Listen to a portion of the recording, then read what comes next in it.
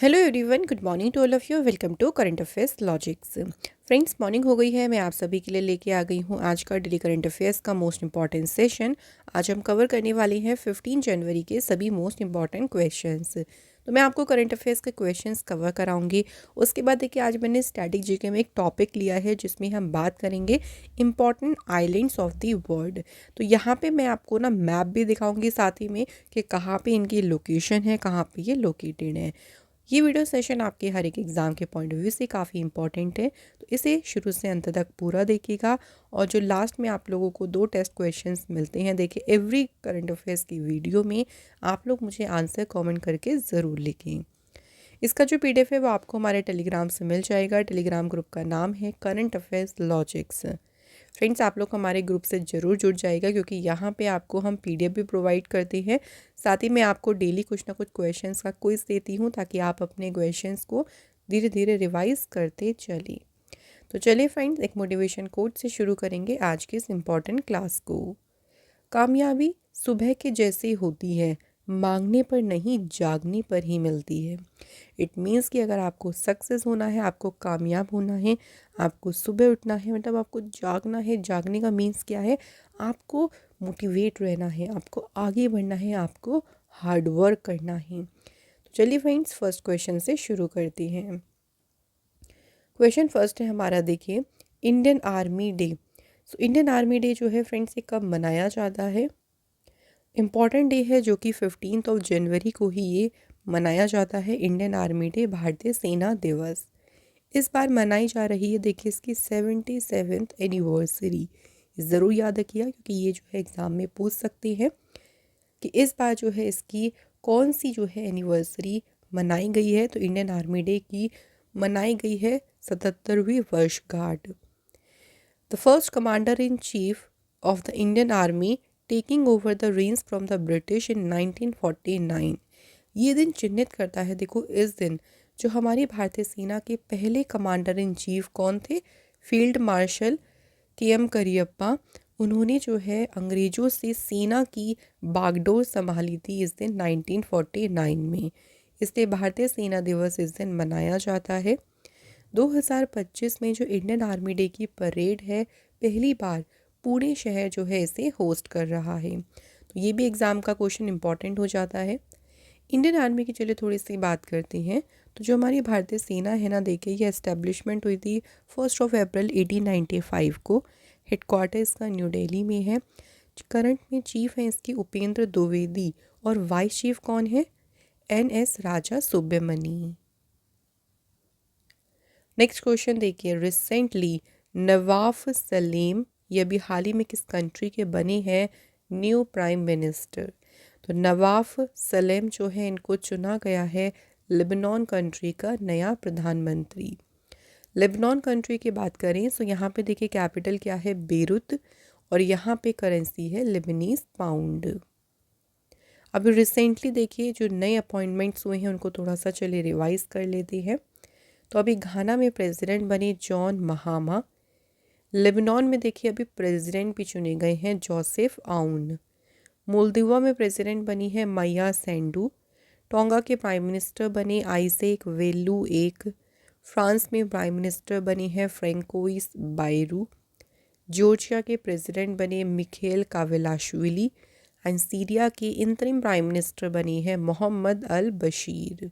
ठीक है, कोशिश करें फ्रेंड्स आप लोग क्वेश्चन के साथ साथ में रिवीजन भी करते रहें।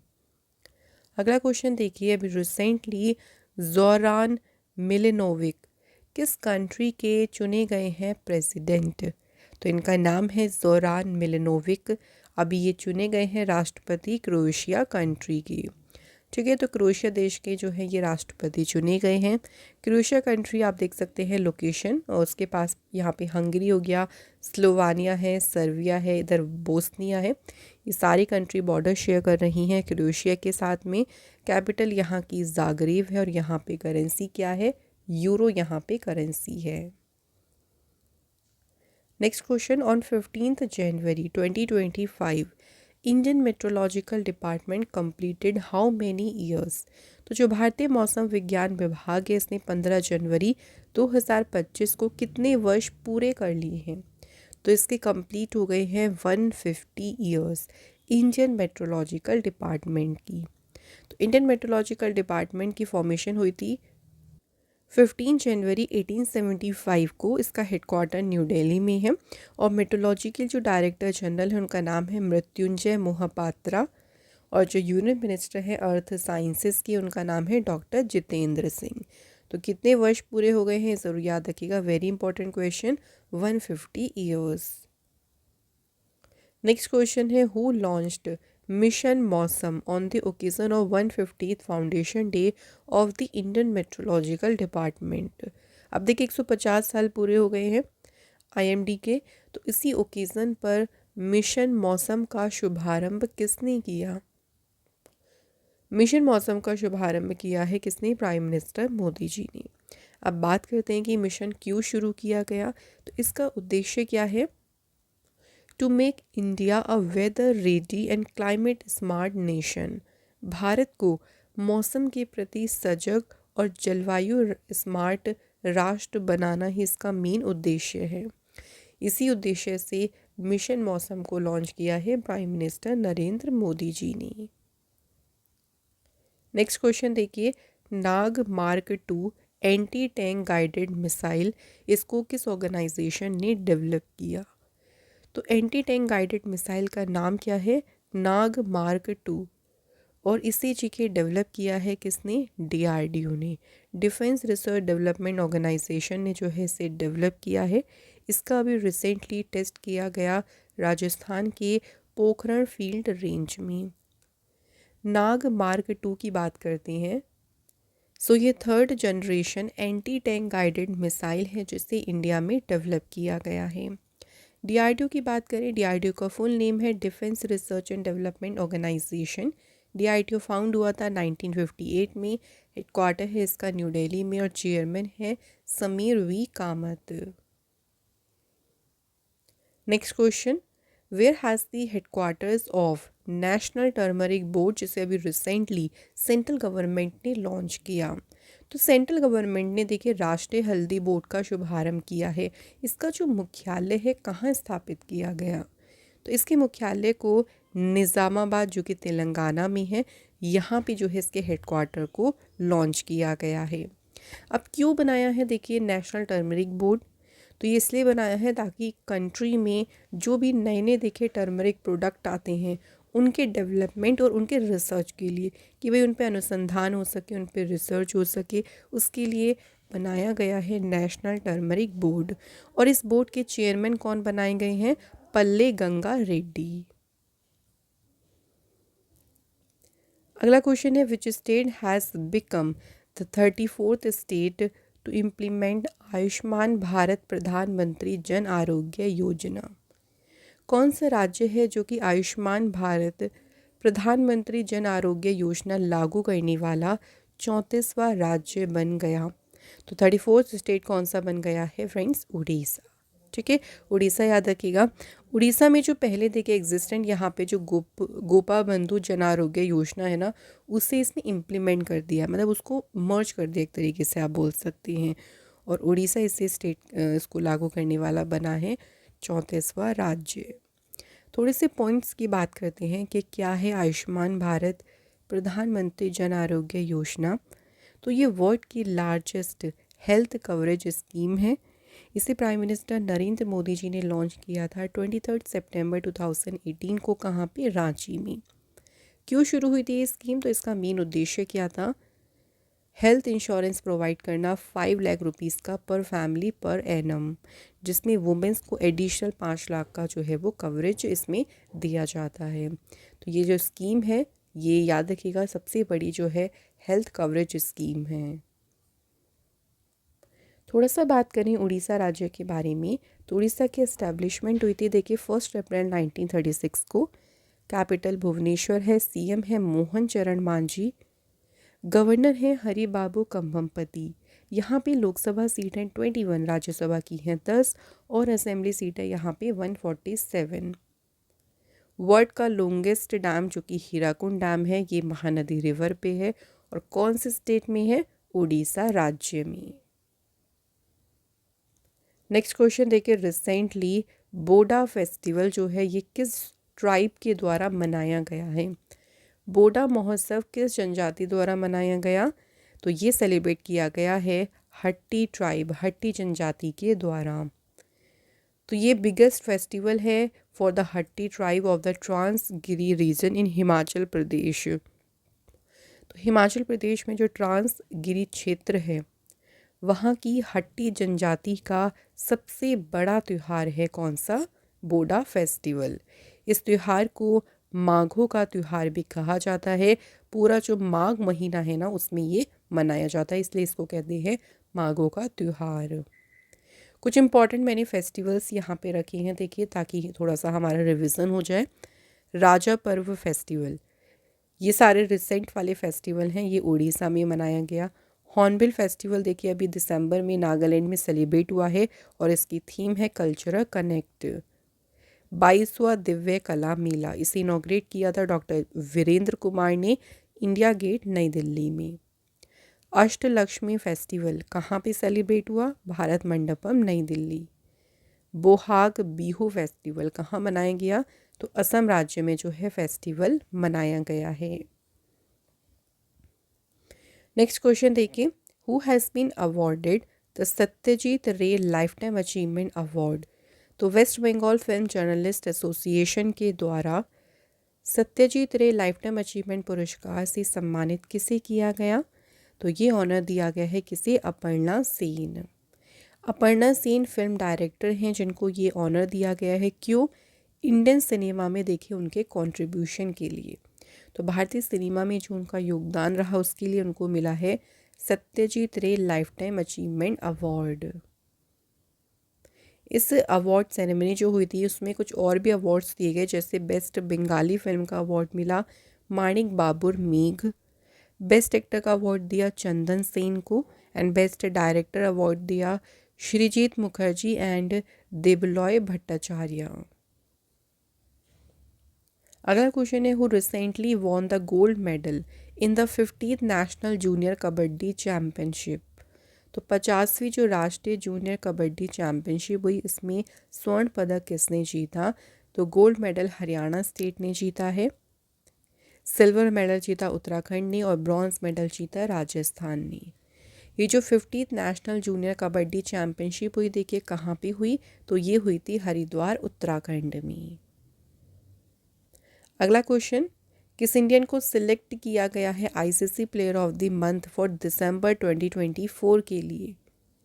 दिसंबर 2024 में देखिए ICC men's player of the month ये चुना गया है किसे? जसप्रीत बुमराह को।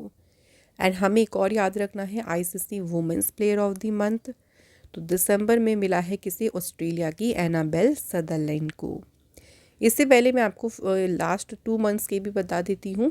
तो मेंस में अगर बात करें तो नवंबर में ये मिला है पाकिस्तान के हैरिस रॉफ एंड अक्टूबर में मिला है पाकिस्तान के नोमन अली को। वही women's player of the month की बात करें तो नवंबर में ये मिला है इंग्लैंड की डैनी वेट हॉज एंड अक्टूबर में मिला है न्यूजीलैंड की अमीलिया केर। ठीक है, तो हर महीने में 2 अवार्ड मिलते हैं, एक तो मेंस में भी मिलता है और वुमेंस में भी दिया जाता है। तो ये हमारे कंप्लीट हो गए करंट अफेयर्स क्वेश्चंस। अब हम डिस्कस करेंगे आज का स्टैटिक जीके जिसमें हमने लिया है कुछ मेजर आइलैंड्स के बारे में। देखो सबसे पहले बात करें कि आइलैंड होता क्या है। अगर आप आइलैंड देखो तो आप कभी भी मैप में देखो तो ये एक सब कॉन्टिनेंटल लैंड होता है जो पानी के चारों तरफ पानी इसके होता है। मतलब ये जो लैंड है ये किससे सराउंडेड होता है? वाटर से। ठीक है, उसे हम आइलैंड बोल देते हैं। सबसे पहले ग्रीनलैंड की बात करें जो कि वर्ल्ड का लार्जेस्ट आइलैंड है। ठीक है, ये क्वेश्चन डायरेक्ट आ जाता है कि वर्ल्ड का लार्जेस्ट आइलैंड कौन सा है? ग्रीनलैंड। ठीक है, देख सकते हैं लोकेशन इसकी, ये पूरा देखिए इधर आर्कटिक ओशन है, इधर अटलांटिक ओशन, उसी के बीच में कौन सा है? ग्रीनलैंड। ठीक है, तो ये बिटवीन किसके है? आर्कटिक एंड अटलांटिक ओशियन की। नेक्स्ट बात करें न्यू गिनी की। न्यू गिनी जो है ये वर्ल्ड का सेकंड लार्जेस्ट आइलैंड है और जो हमारा साउदर्न हेमिस्फेयर हो गया उसका सबसे बड़ा है। New Guinea is an island जो कि ऑस्ट्रेलिया के नॉर्थ में, जो ऑस्ट्रेलिया मेन लैंड है, देखिए यहाँ पे ये ऑस्ट्रेलिया है, आप देख सकते हैं इधर पूरे वर्ल्ड में ऑस्ट्रेलिया है, इसी के ही नॉर्थ में अगर आप देखें तो ये आपका हो गया कौन सा, न्यू गिनी। और अगर हम इक्वेटर से देखें तो इक्वेटर लाइन इस तरह से जा रही होगी, तो इक्वेटर के ये साउथ में लोकेटेड है। इसके बाद बात करें बोर्निया। बोर्निया तीसरा लार्जेस्ट आइलैंड है पूरे वर्ल्ड का, लेकिन एशिया में बात करेंगे तो एशिया का देखिए सबसे बड़ा है, यहाँ पे है बोर्निया। ठीक है, तो वैसे तो देखिए आपका तीसरा लार्जेस्ट हो गया, बट एशिया का लार्जेस्ट है। इसके बाद बात करते हैं मेडागास्कर की। So Madagascar second largest island country है ये। मेडागास्कर को ऑफिशियली कहा जाता है रिपब्लिक ऑफ मेडागास्कर। ये आइलैंड कंट्री है जो कि इंडियन ओशियन में, ये पूरा आप देख सकते हैं पूरा इंडियन ओशियन है उसमें लोकेटेड है। क्यूबा की बात करें तो क्यूबा जो है ये लोकेटेड है नॉर्दर्न कैरिबियन में, जहाँ पे अगर आप देखें तो देखिए इधर गल्फ ऑफ मैक्सिको हो गया, इधर अटलांटिक ओशियन है और इधर है कैरिबियन सी। तो ये तीनों जहाँ पे मिल रही हैं वहीं पर लोकेटेड है क्यूबा। इसके बाद तस्मानिया की बात करें तो ये आइलैंड स्टेट है ऑस्ट्रेलिया का। तस्मानिया यहाँ पे देखिए ये जो है ना ये आइलैंड स्टेट है, पूरा ऑस्ट्रेलिया टेरिटरी कह सकते हैं, और ये ऑस्ट्रेलिया जो मेन लैंड है उसके साउथ में लोकेटेड है और बास स्ट्रेट के द्वारा ये सेपरेटेड है। ठीक है, तो ये मैंने आपको कवर कराए हैं कुछ इंपॉर्टेंट आइलैंड्स। इंपॉर्टेंट है, कई बार क्वेश्चन आ जाते हैं डायरेक्टली। अब चलिए रिवीजन कर लेते हैं जिसमें हम बात करेंगे कल के क्वेश्चंस के बारे में। पहला क्वेश्चन देखिए, इंटर किस कंट्री के बीच एग्रीमेंट साइन हुआ है जियोलॉजी और एक्सप्लोरेशन के क्षेत्र में? तो ये साइन हुआ है इंडिया और मंगोलिया के बीच। रशिया ने अभी भेजा है छठा न्यूक्लियर रिएक्टर इंडिया के किस न्यूक्लियर पावर प्लांट में? तो छठा परमाणु रिएक्टर भेजा है ये कहाँ पे? कुडनकुलम जो कि है तमिलनाडु में। इंडिया की पहली हिंदी सिंगर एंड मॉडल जो एआई से बनी है कौन है? तो इसका नाम क्या है? आंसर इज माइया। Union minister of commerce and industry Piyush Goyal, इन्होंने भारत की लिनटेक मैन्युफैक्चरिंग प्लेटफॉर्म को कहाँ पे अनवील किया? आंसर इज न्यू दिल्ली में।